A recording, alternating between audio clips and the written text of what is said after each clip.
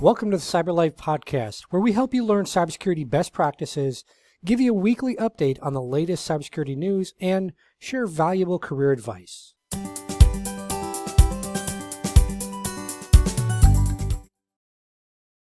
Hi everyone, it's Ken. In today's episode, you'll hear from Yash Gorasiya. Yash works in project management as well as technical writing in the cybersecurity world.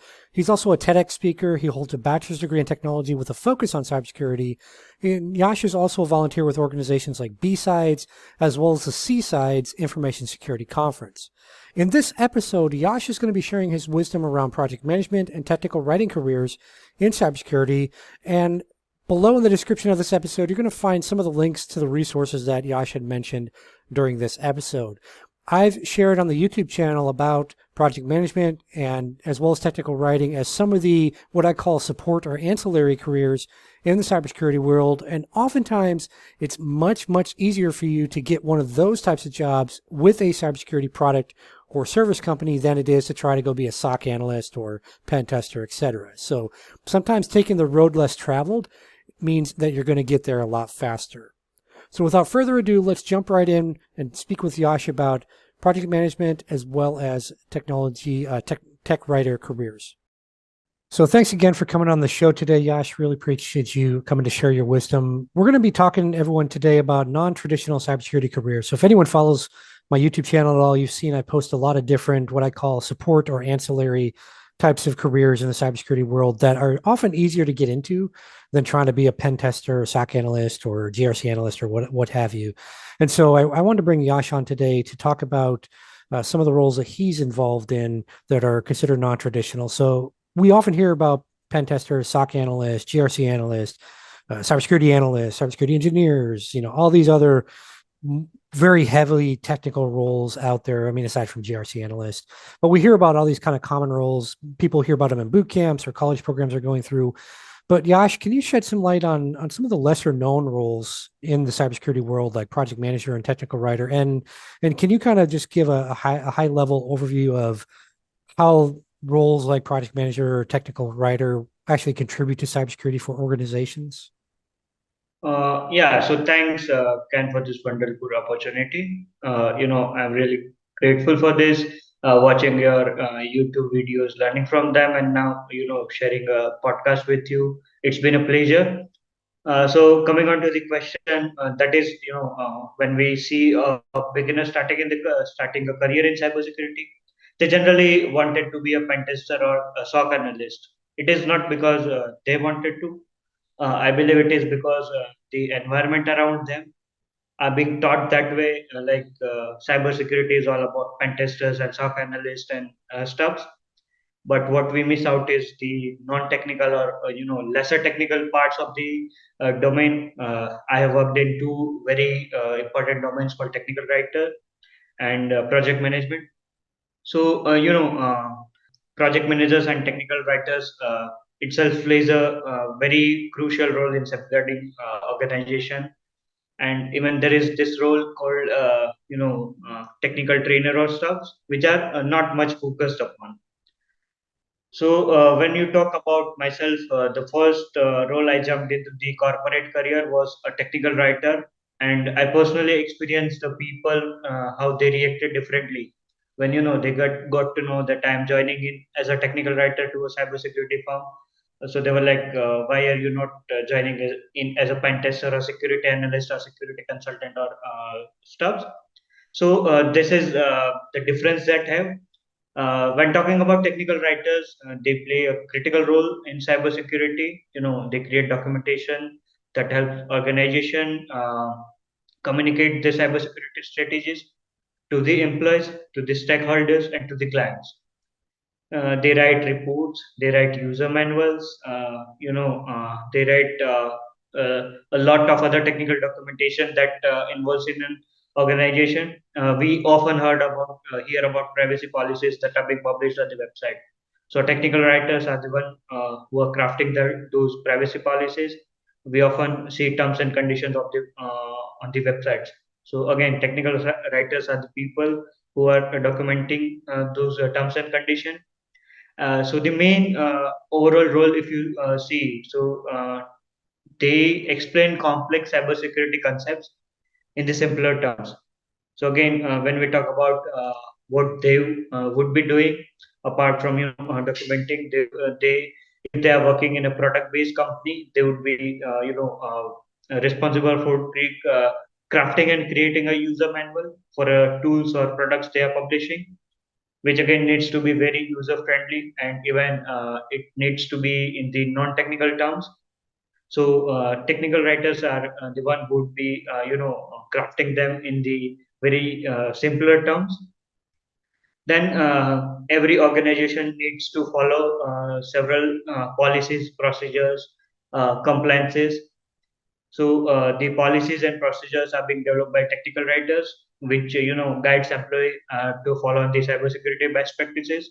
Sometimes even they act as a technical trainers to the employees of the organization, wherein, for example, let's say I have crafted a policy and procedure for a XYZ company. So I would be the one who would be having the better understanding of how people should be implementing that in their daily life. So I can explain it in better way. Right. Then every organization, again, when we talk about cybersecurity, having an incident response plan is very much crucial part of the organization. So, having a documented incident response plan is crucial, and technical writers are the one who are responsible for crafting well documented, accurate incident response plan according to the requirements and functionals of the organization, and which can be outlined and which can be used during the time of a breach, and help minimize the damage. So when we talk about let's say I want to be a technical writer, so what should I be having? So technical writers must have a strong command of language, as you would be the one who are going to communicate in the simpler term to the client. So you need to understand what the technical person needs to communicate, and then you are acting as the point of communication to the client or the non-technical person. So, as I said, a technical writer might create a user manual for new security tools for a product-based company that they're going to launch, or they can write a report, pen testing report that needs to be submitted to the client. So, when we talk about those reports being sent to the executive levels, those people generally, we say are not much into this stuff, like they're more into managerial things and organizing things. So for them to directly catch the stuffs which are harmful for the organization, it is very necessary to write in a way that it would strike a CXO level person. So then again, in a pen testing report, there is this particular section wherein you explain the whole report in one section for particularly executive level person. When we see, they are often referred to as information security technical writer, or cyber security documentation specialist, or even cyber security writer. Now, talking about the second part of the stuff, that is project management. So after being a technical writer, I got an opportunity to jump into assisting a existing project manager. So it was a opportunity for me. I took this opportunity to explore more about it. And when we talk about project management, it is a bit of we say techno managerial role, wherein you need to be technically sound person, and then you need to have a good knowledge of management also. So they are responsible for ensuring that cybersecurity projects are completed on time. It should be in the budget constraint, like the budget assigned. It should be within the budget, and it should it should be to the satisfaction of the stakeholders and the clients. So project managers generally work with the teams of cybersecurity professionals to plan, execute and monitor projects, and ensure that projects are aligned with the organization's overall cybersecurity strategy. So they are often involved in the planning and security initiative, wherein they plan a comprehensive plan to implement cybersecurity measures. They can plan for the trainings and stuffs that the employees need to have from again this implementing cybersecurity measure can vary from vulnerability assessment to implementing a new security technologies. Then they also are responsible for we say resource allocation, wherein the projects are allocated to the right person. So let's say, for example, I have an incoming web application pen testing project. So I need to know what are set of consultants are experts in particular field. Like if I have a web application pen testing projects, and if I am assigning that project to a person with expertise in mobile application, that makes no sense. So a right amount of you need to have a good resource allocation skills, wherein you allocate right project to the right person. It is about the budget, different what are the different aspects of the project. For example, let's say for you are rolling out a new firewall system. So a project manager would be ensuring that there is enough time and manpower that are being allocated for its installation and maintenance. Then again, as a project manager, you need to have slight knowledge of documentation too, because before sending client the final report, you would be the one would be having a look at it and what are things missing. So this was an added advantage for me, being as I was previously a technical writer. So I had this experience of making reports. So it becomes easier for me to go for post project analysis. Okay, so let's say if you want to sum up this full explanation to a sentence, then it is there. Both of these roles contribute as much as a pen tester or SOC analyst does to the organization. They help. One helps. One help ensuring the project that are completed on time within the budget, and it is being delivered to the satisfaction and requirements of the stakeholders or customers. And the other very technical writer ensures by creating documentations that help organization create their cybersecurity complex strategies in the simpler terms to the employees and clients. So yeah, this is and you can say all in a overview about what a project manager and a technical writer differently contribute to a cybersecurity organization, and why it is less focused but more important to the organization. So, Yash, focusing on the technical writing for a moment, are for audience members that maybe want to get into that because maybe they've been training to be a pen tester, they can't find any jobs open, so now they're thinking after this episode, they're like, hey, maybe I should do technical writing. That's maybe a faster way into a company. So, are there any particular resources like books or courses or anything that you would recommend for those people that want to become a technical writer? The very first approach I, as a person, used was I was learning about the SOC part, like digital forensic incident response and stuff. Because in the earlier stage, I was also the one amongst the people who wanting to go into the field of who wanted to be SOC analyst or something. But then I started writing stuff which I was studying. For example, if I am referring to a YouTube video, your YouTube channel explaining what a technical writer does and what are the things. So I would write it in a form of blog. I would publish it. No matter how many people read, no matter how much I would say audience are being attracted to your blog, but it generally gradually inculcates a habit of writing stuffs, so that without referring to the stuffs or referring to the any books or guidance, you are yourself improving every day. Because for example, if I am publishing an article on Medium or LinkedIn, so there would be some people who would be reading my article suggesting me that at this point you are getting it wrong. So this is one way of improving learning technical writing. So I learned that way. Second is there is this if you could afford it, there is this course called cybersecurity writing, Hack the Reader by Science Institute. they covered from level 0 to expert level, how one can go from 0 to expert in the field of technical writing. And there is this Microsoft manual of style, which helps you which provides you guidance from for everything in technical writer, let's say from grammar to punctuation to formatting and styles.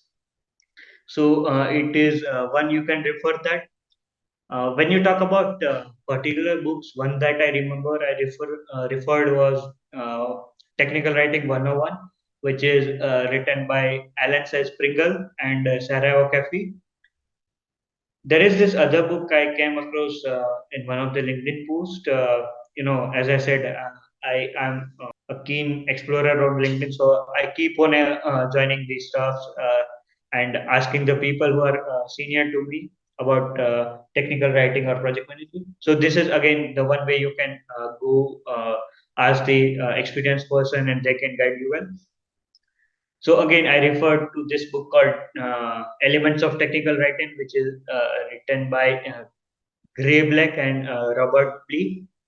If you want to, if you are the one who would like to refer to blogs, then it can be something around this blog called "I Would Rather Be Writing" by Tom Johnson, and the content wrangler by Scott Abel. So these are the resources I would suggest a person wanting to be a technical writer to refer to.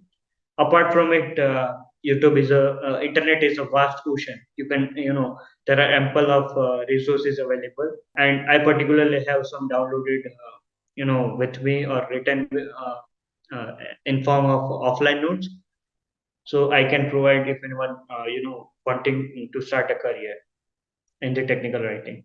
So switching back to project management a little bit, Yash, project management itself can be very stressful. I mean, there's a lot going on, even outside of the cybersecurity world.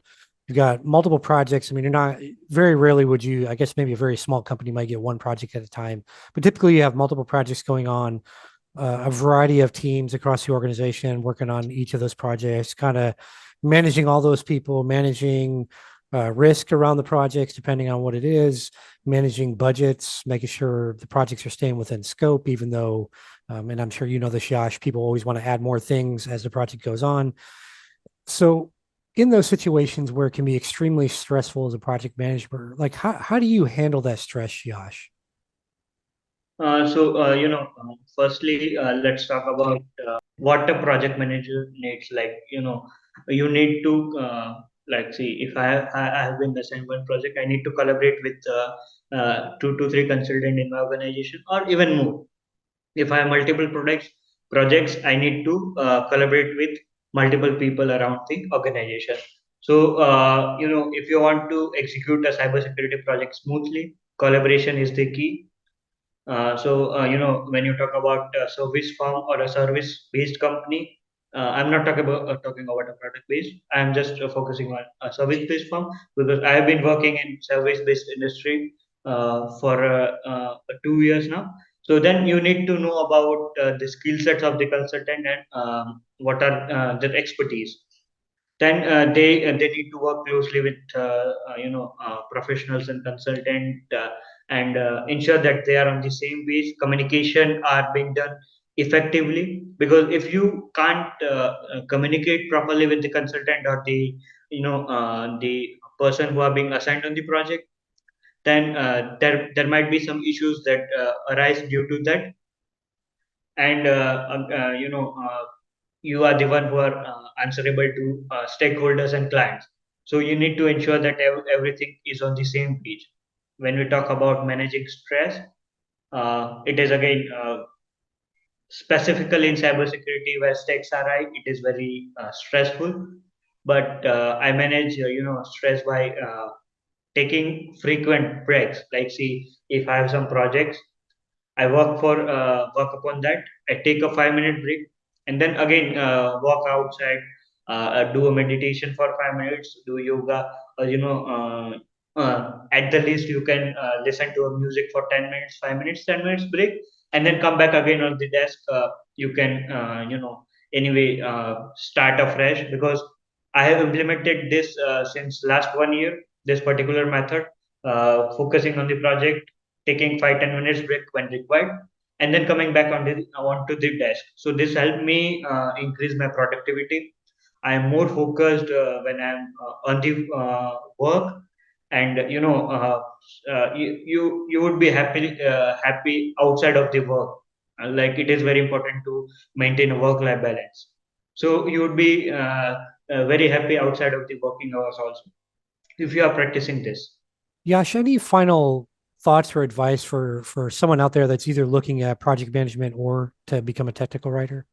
So the person who would wanting to, if you are the ones wanting to start a career in project management or technical writer or stuff, the first thing I would tell you is don't focus on the outside noise what people are saying, because those might be the people who are focusing on pen testing or SOC analyst roles, and they might not be getting a job.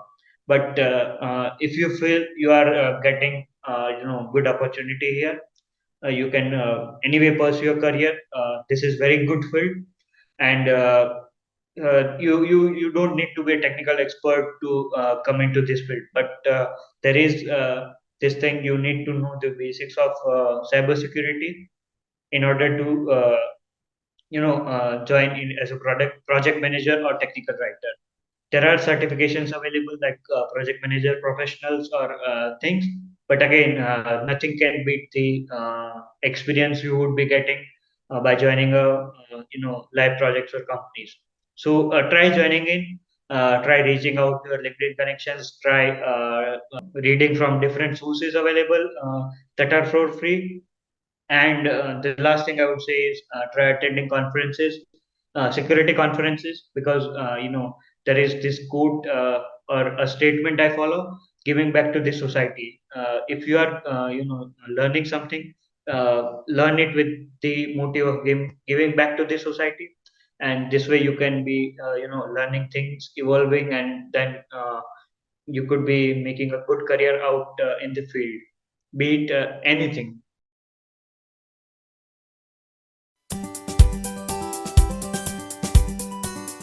Thanks for listening to the show. If you're looking to secure your business better or build up your cybersecurity career, then check us out over at cyberlife.tv. That's CYBERLIFE.tv.